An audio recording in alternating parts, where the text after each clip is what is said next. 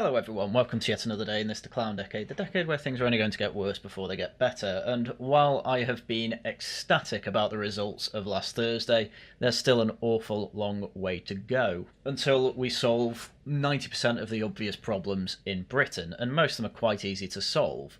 You just need some willpower, and that willpower's in reform. But in the meantime, there was something I touched upon yesterday that I think really needs to be delved more into, because ultimately there is still an acceptance effectively to either downplay or actively cover up the grooming gangs we have seen throughout Britain that have gone way back even to the 70s and possibly even before that. Again, I've said it before, but Enoch Powell's speech in 1968 was a culmination of anxieties, I guess you could say, that the British people had about immigration, with numbers that were way, way, way lower than they are now. But, as usual with all this stuff, when you have a large amount of immigration, even in the tens of thousands, you will still see enclaves forming, and that was part of the point that Enoch Powell was making in his Rivers of Blood speech. But given you can't have the most reasonable man in British politics ever be proven correct, a lot of people on the left still feel the need to effectively downplay just how serious and how widespread the whole grooming gang scandal was, and this was put perfectly by Lucy Powell in her reaction to a Channel 4 documentary being brought up on any questions while talking about scandals. I don't know whether you saw the documentary on Channel 4 about rape gangs over No, this. we want to blow that little trumpet No, now, do we? Yeah, okay. There was a real issue Let's get that dog whistle out, shall we? Look. I mean, let's just bear in mind for now that for a month now, Adolescence came out and absolutely everyone had to watch it, otherwise you were effectively pilloried on live TV if you basically said, why would I care about a fictional story, I want to talk about real policy, which is exactly what Kemi Badenoch did, and why, while she is a net negative, she still comes out with some pretty good points. But you get the idea, this fictional story written up and basically used to promote the assistant writer's right-on views. You know, Stephen Graham just wanted kids to stop being stabbed. The other guy simply wanted to up his profile as a writer. And so he's having to push this as some sort of state propaganda when actually there's honestly deeper readings to adolescence than that. But anyway, I digress. You get the idea. The right-on media and political bubbles have been pushing adolescence like it's some silver bullet that understands all the issues of why boys stab girls, when it doesn't really touch upon it at all. But when it comes to men, frankly, raping, torturing, and kidnapping and imprisoning girls with real-life evidence, anecdotes, and stories in a documentary, that could just be dismissed as a dog whistle, blowing a trumpet, trying to score political points, as if that's not exactly what has happened with adolescence, which didn't even have the temerity to be a story based on any particular real-life crime. Anyway, it'll be a shock to no one that Number 10 has backed the Cabinet Minister Lucy Powell after she apologised for appearing to suggest it was a dog whistle issue to discuss grooming gangs.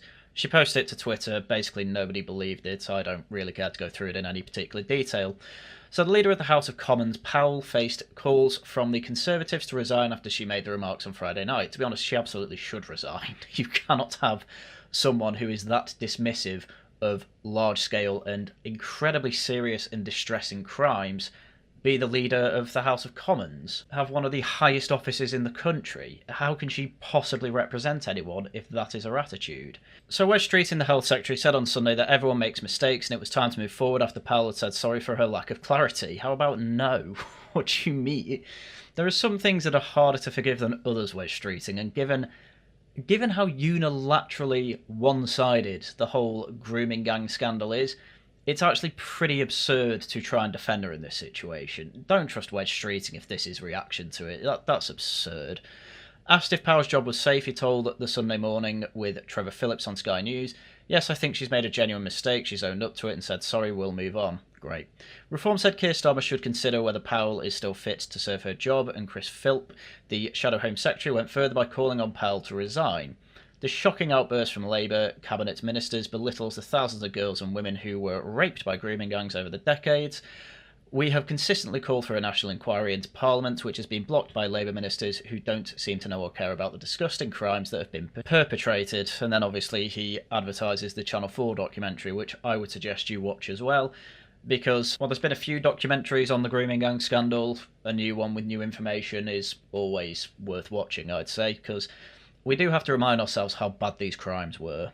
I say that, but I've not watched it yet either, but that's because I don't have a TV licence. Anyway, we're not here to go on about Lucy Powell. We are here to go on about someone who probably holds more power when it comes to media and creating these narratives. Michael White, who was the associate editor of The Guardian from 1990 to 2016, and has written for a whole bunch of other left-wing publications, and I believe still is a regular commentator on the BBC, being invited onto Newsnight and BBC News, along with the odd question time. Yeah, he tweeted this.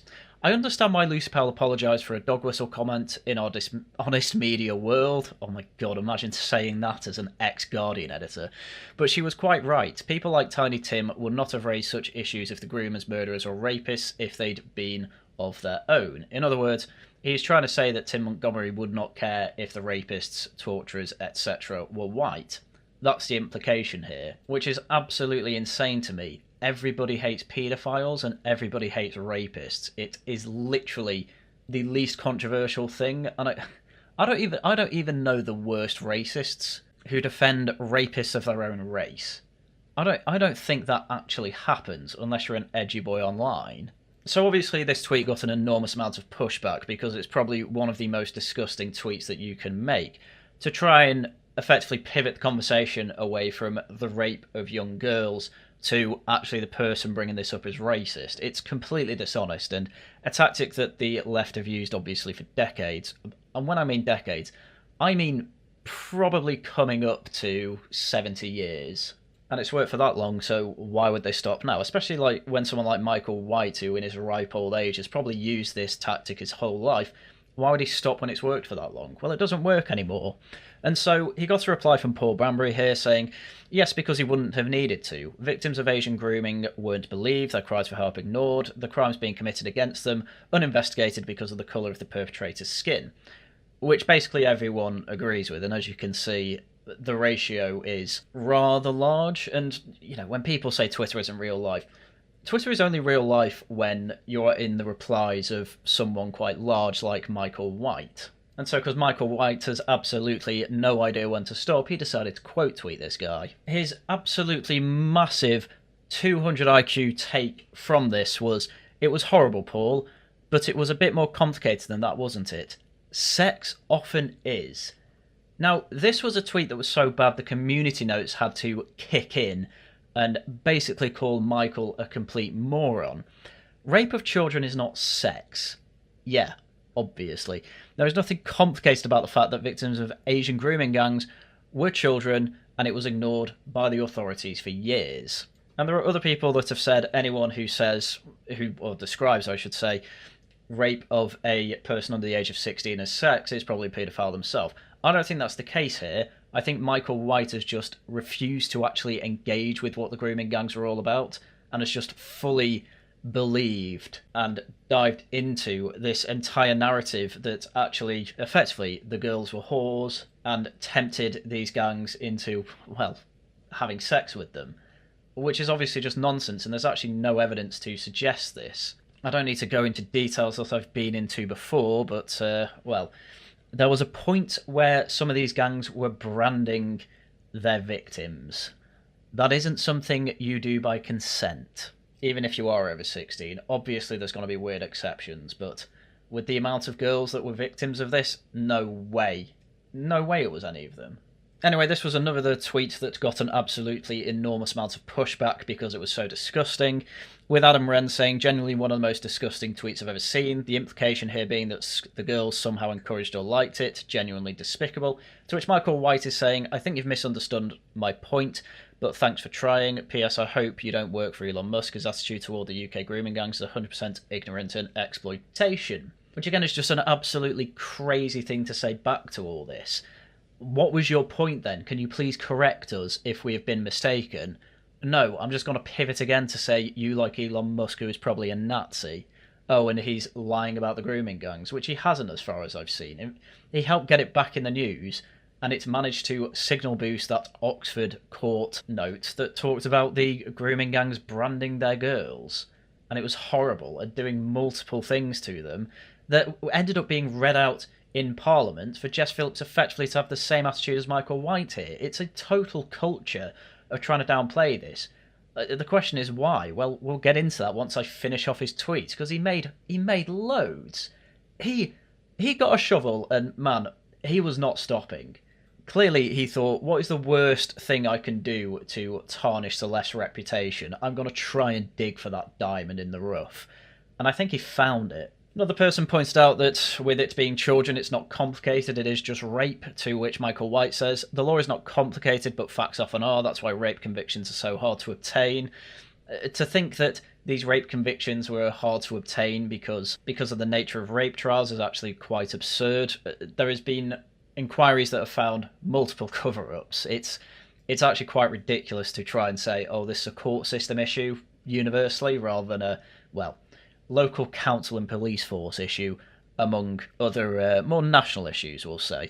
Yeah, Michael White's just trying to cover up once again for the Labour Party. Another pushback was pointing out it wasn't sex, it was rape, a little bit more to the point there, to which Michael White says, well, if rape isn't about sex, Putin is Father Christmas. As if that's anything to push back on. I mean, he's almost playing apologia for the classic leftist push that courts are, well, almost allowing rape because it's complicated, which it usually is with adults, but if a child has had sex, by definition they have been raped because they cannot consent. That is what makes this so simple. A child cannot have sex, a child can only be raped. Michael White also picked out this particular tweet, to quote tweet, I took a quick scroll through his timeline. He seems to be making a lot of vague comments. Does he even know what his point is? Or maybe he's hinting at something vile he wants to say. Either way, creepy and weird. Spit it out, man, or shut up. To which Michael White's retort to that was, oh, Katie, don't be a chucklehead. My point was simply, until the trolls moved in, as Lucy Powell suggested, many of those outraged by the grooming gangs are more interested in the abuser's race than in the victims. That was all. Again, even if that's true, I don't understand. It's this weird thing. Being a racist is somehow worse than being a rapist. That is the left's unironic position, and this is why people think they have gone absolutely stark raving mad recently. If you want to know why Reform are doing so well, it's because of exactly this attitude. Lucy Powell did something that was completely stupid, and Michael White is effectively saying she shouldn't have even faked apologised for it. It's incredible. And the last one I'll go through is Michael White saying, that's really silly, isn't it, though? You hope it made you feel better.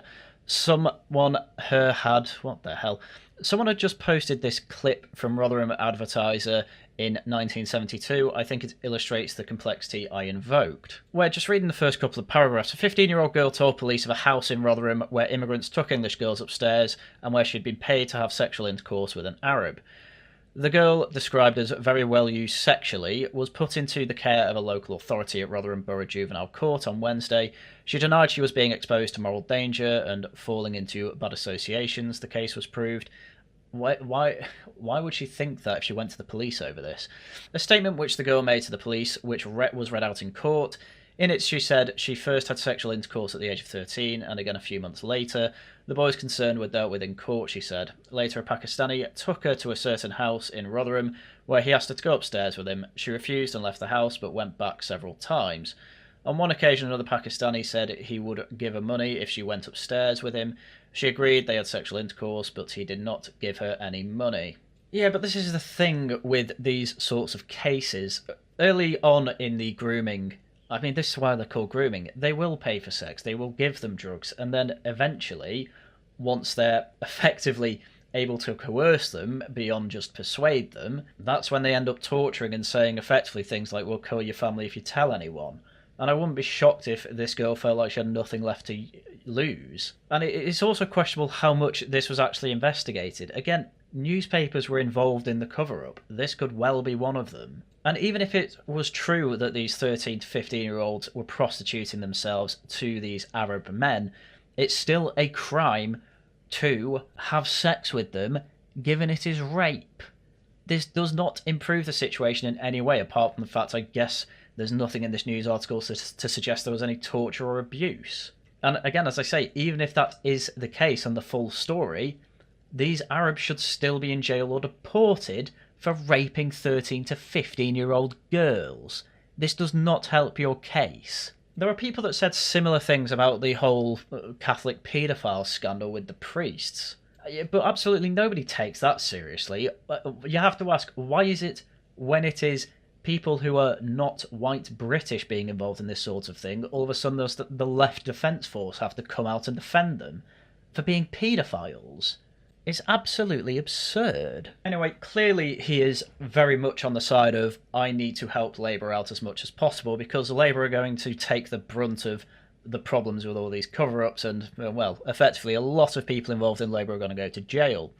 So you might be wondering, well, why is this supposedly independent journalist trying to help downplay the actual crimes that were committed? Well, the answer is because his son is heavily involved in Labour. So in a Labour press release back in 2020, it was announced that Sam White was an advisor to Keir Starmer. Nice cushy job for him. I do wonder how he managed to get that job. Well, it mentions that this is indeed the White, who is the son of ex-Guardian journalist Michael White, and he also worked for Alistair Darling as Chancellor. So clearly this is a family that is very, very involved with the Labour Party. And they even get married to people who are heavily involved with the Labour Party. As Sam's wife, Katie, is a British Labour Party politician and has served as a Member of Parliament for Leeds North West since 2024. And before that, she was interested in climate change for some reason, and went on to work with Friends of the Earth, work with the UN for their climate change conference, and even worked in the Energy and Climate Change department before obviously wanted to become a politician in the Labour Party, probably because it came with a free seat, and probably because her husband could easily get us elected. But she is in a constituency that is, well, at least in the vicinity of where the worst of the grooming gangs were operating, with Rotherham and Bradford being towns just outside of Leeds. And well, let's have a quick look to voting record. Firstly, though, I want to go through the description of this particular vote. So this is the full text of the Conservatives' reasoned amendments that was being added to the, I think it was the Children's Safety in Schools Bill, something like that. So after a whole bunch of stuff about schools that I don't really care about, we're trying to get to the end here. The bill calls upon the government to develop new legislative proposals for children's well-being, at the same time as establishing a national statutory inquiry into historical child sexual exploitation, in other words, a national grooming gangs inquiry that is focused on the grooming gangs and finding out exactly what happened there. The Tories, despite having 14 years to do this themselves, were pushing for Labour to actually have a focused grooming gang inquiry. It's politically expedient, and to be honest, I'm sort of on the side of we're kind of past the point of needing more inquiries anyway.